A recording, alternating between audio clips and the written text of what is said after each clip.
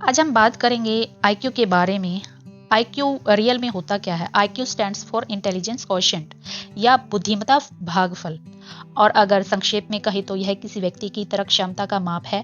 दूसरे शब्दों में आईक्यू टेस्ट से यह पता लगाया जाता है कि कोई व्यक्ति प्रश्नों का उत्तर देने या भविष्यवाणी करने के लिए जानकारी और तर्क कितनी अच्छी तरह उपयोग कर सकता है।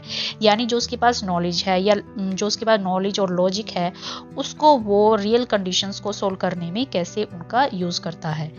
तो आज अगर हम आईक्यू की बात करें तो आज हम जो वर्ल्ड चैंपियन चेस प्लेयर हैं मैग्नस कार्लसन, 7वें और वर्तमान विश्व नंबर 1 मैग्नस कार्लसन हैं, जिन्होंने पहली बार जनवरी 2010 की सूची में यह रैंकिंग हासिल की थी और 2010 और 2011 के दौरान आनंद से स्थान खोने और फिर से दोबारा प्राप्त करने के बाद जुलाई 2011 से विश्व के विश्व में नंबर 1 बने हुए हैं।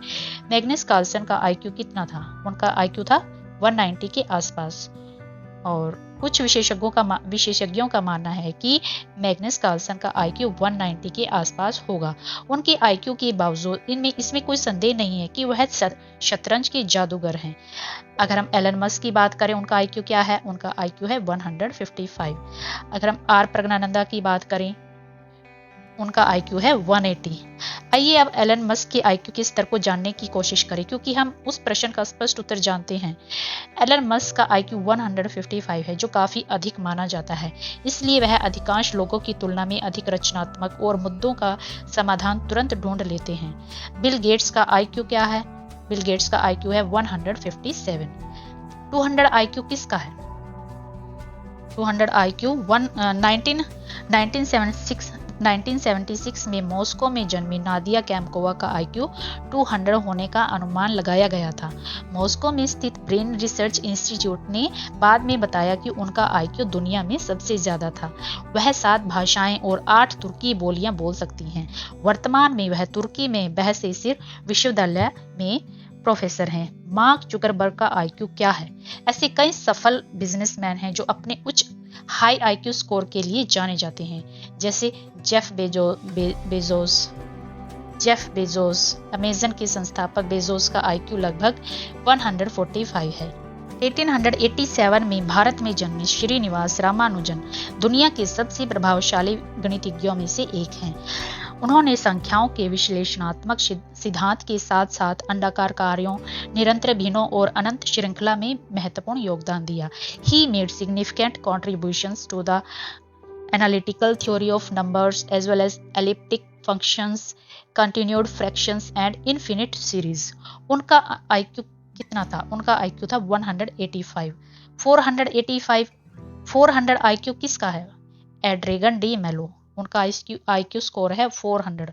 उनका रिकॉर्ड 1994 में एक अन्य छात्र ने तोड़ दिया था, लेकिन आज डी मेलो को पूरे मानव इतिहास में उच्चतम यानी हाईएस्ट आईक्यू स्कोर माना जाता है, 400 आईक्यू स्कोर। स्टीफन हॉकिंग का आईक्यू स्कोर क्या है? सबसे अधिक आईक्यू किसका है? यह जाने सबसे चतुर लोगों के बारे में। स्टीफन हॉकिंग का आईक्यू था 160। 1946 में सेंट लुइस मिस्री में जन्मी मर्लिन वोज सावंत जब 10 साल की थी, तब वयस्क स्तर के स्टैनफोर्ड बिनेट टेस्ट में पता चला कि उनका आईक्यू 228 है। इस रिकॉर्ड ब्रेक परिणाम के कारण उनका नाम गिनीज बुक में दर्ज किया गया था। What is a high IQ? What is a genius IQ score on an IQ scale?